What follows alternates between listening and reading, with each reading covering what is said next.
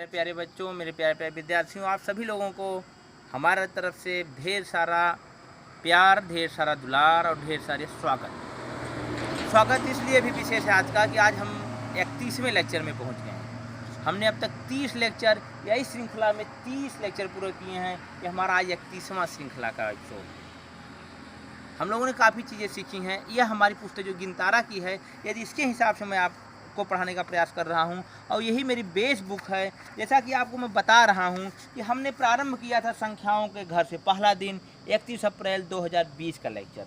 उसके बाद धीरे धीरे हम बढ़ते गए, संख्याओं को मिलान सीखा, जोड़, घटाना, गुणा, भाग, भिन्नों के बारे में सीखा, और उसके बाद हम लोगों ने रेखाओं के सीखा, और अब हम पहुंच गए लास्ट चैप्टर हमारा टिक टिक चले घड़ी, जो कि जुड़ा हुआ था समय से। इस प्रकार से हम दिसंबर तक का जो कोर्स है वो कंप्लीट कर चुके हैं। यदि आप लोग लगातार मेरे साथ जुड़े हुए होंगे, लगातार पढ़ रहे होंगे, तो दिसंबर तक के जो आपकी गिनतारा की सिलेबस है, पाठ्यक्रम है, पूरा हो चुका है। आज हम शुरू करेंगे एक नया चैप्टर जिसका नाम है कौन कितना भारी। मतलब कौन ज़्यादा भारी है, कौन कम भारी है। ये द्रव्यमान से जुड़ा हुआ चैप्टर है। द्रव्यमान का मतलब होता है भार। सामान्य भाषा में द्रव्यमान को भार कहा जाता है, और भार का मतलब होता है वजन। इसमें द्रव्यमान और भार में जो अंतर होता है आपको बड़ी कक्षाओं में बताया जाएगा। फिलहाल आप द्रव्यमान भार को एक ही समझिए। देखिए, कौन कितना भारी, इसको बताने के लिए मैंने प्रयास किया था बाट की व्यवस्था करूं, उससे आपको समझाने का प्रयास करूं। लेकिन दुर्भाग्यवश मैं बाट की व्यवस्था नहीं कर पाया। लेकिन आप लोग जानिएगा, शिक्षक कभी साधन का गुलाम नहीं होता है, वो अपनी साधन खुद बना लेता है। जैसे कि मैं आपको दिखाने का प्रयास कर रहा हूँ। मेरे पास ये 2 ईंट के टुकड़े हैं, 2 ईंट के टुकड़े हैं। आप इनको देख करके बताने का प्रयास करिए, यह टुकड़ा ज़्यादा भारी होगा कि यह टुकड़ा ज़्यादा भारी। निश्चित रूप से आप लोग समझ रहे होंगे यह टुकड़ा भारी होगा क्योंकि देखने में बड़ा है।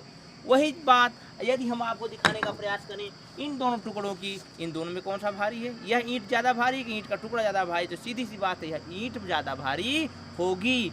तो इस आप अपने जीवन में बहुत सी चीज़ें ऐसे देखते हैं, बहुत सी ऐसी बातें देखते हैं जिनके आधार पर आप अंदाज़ा लगाते हैं कौन भारी है, कौन हल्का है।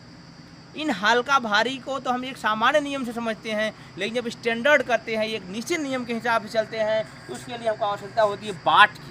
जैसे कि 1 किलोग्राम, 2 किलोग्राम, आपका उससे छोटे उससे बड़े, छोटे में आप 50 ग्राम, 100 ग्राम, 200 ग्राम, 500 ग्राम, इस हिसाब से बाट होते हैं। बड़े 5 किलोग्राम, 10 किलोग्राम, 20 किलोग्राम।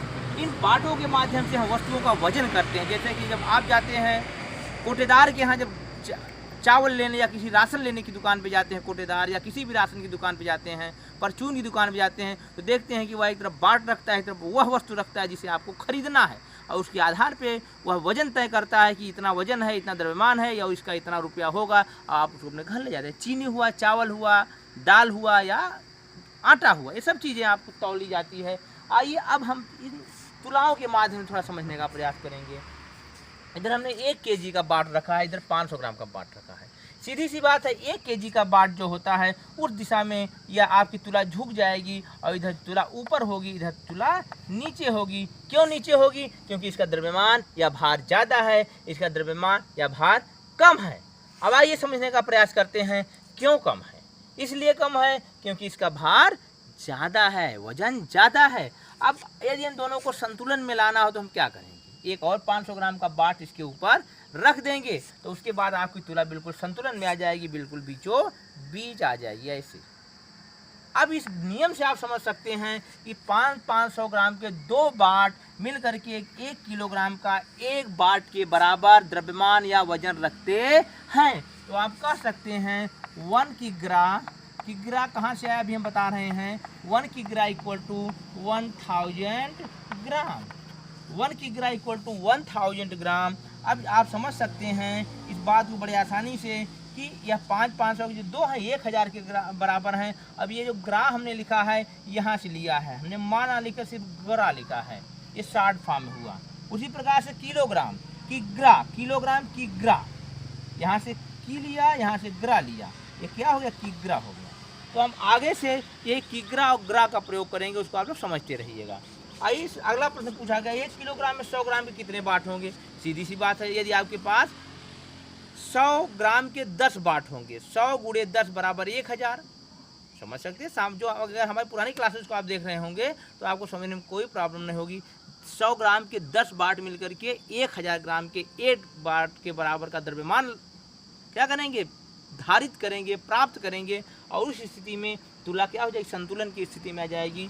अब आइए देखिए 2 किलोग्राम बराबर कितना होगा, 2 किलोग्राम बराबर होगा 2000 ग्राम। जब 1 किलोग्राम 1000 ग्राम के बराबर है तो 2 किलोग्राम 2000 ग्राम के बराबर होगा।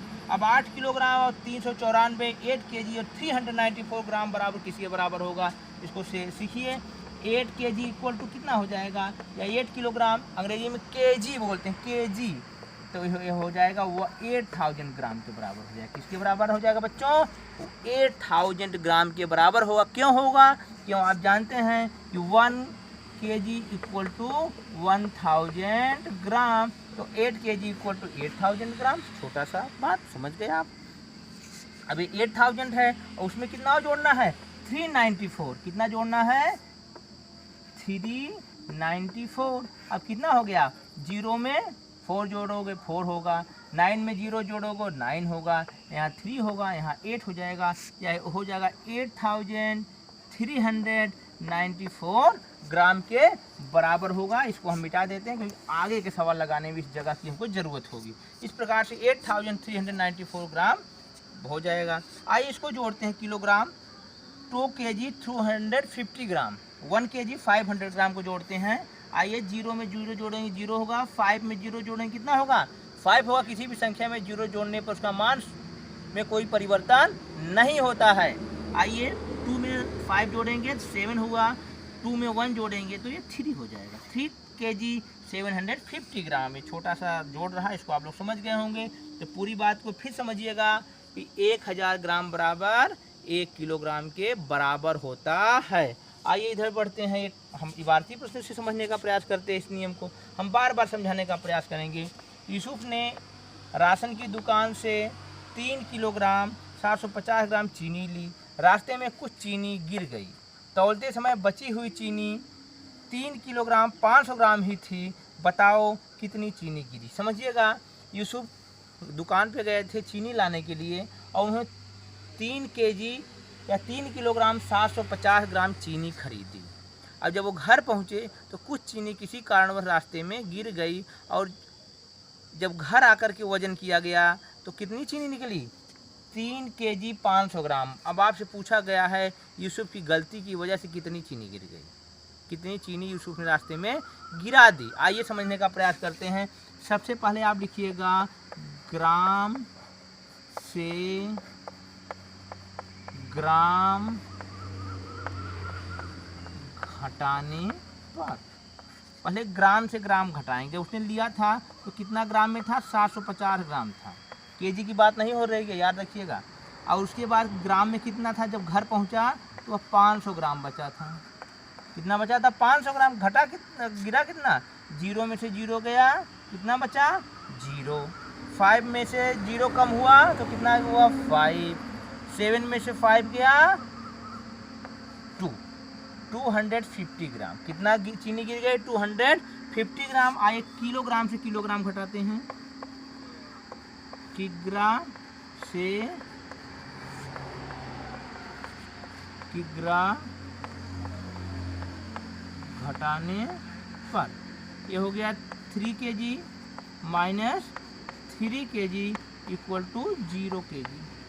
क्योंकि आप समझ सकते हैं कि किलोग्राम तो गिरा ही नहीं, जितना 3 किलोग्राम दुकान पर था उतना 3 किलोग्राम घर पर था। तो चीनी जो किलोग्राम में गिरी वो बिल्कुल नहीं गिरी, गिरी कितना ग्राम में गिरी। और कितना ग्राम गिरी, 250 ग्राम। ये 250 ग्राम या 250 ग्राम आपका क्या हो गया, उत्तर। समझ गए बात को। इसको आप इस हिसाब से भी लगा सकते हैं, 3 किलो 750 ग्राम और 3 किलो 500 ग्राम। ये कब थी, जब दुकान से चला था। इतनी चीनी कब थी, जब वो घर पहुंचा। अब आइए घर पहुंचने पर कितना गिरा, 0। 5 में से 0 गया 5, 7 में से 5 गया 2, 3 में से 3 गया 0, मतलब इतना ग्राम। आप समझ सकते हैं, इस नियम से भी वही बात आती है कि 250 ग्राम चीनी यूसुफ की गलती से गिर गई। आज हमने क्या सीखा, आज हमने सीखा 1000 ग्राम 1 किलोग्राम के बराबर होता है। और कुछ छोटे मोटे जोड़ सीखे, जब द्रव्यमानों को आपस में जोड़ा या घटाया जाता है, इसको हमने सीखा। इस प्रकार से आज के चैप्टर का जो पहला भाग था हमारा कंप्लीट हुआ। कल इस चैप्टर के हम अभ्यास प्रश्नों के साथ आपके सामने उपस्थित होंगे।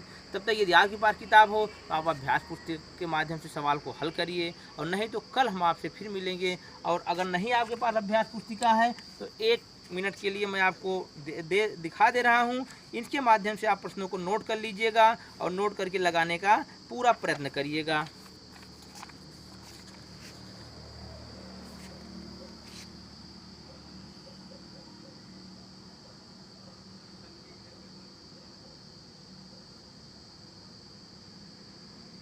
आप इसका स्क्रीनशॉट ले लीजिएगा और स्क्रीनशॉट को सेव करके प्रश्नों को नोट कर लीजिएगा और उसको लगाने का प्रयत्न करिएगा।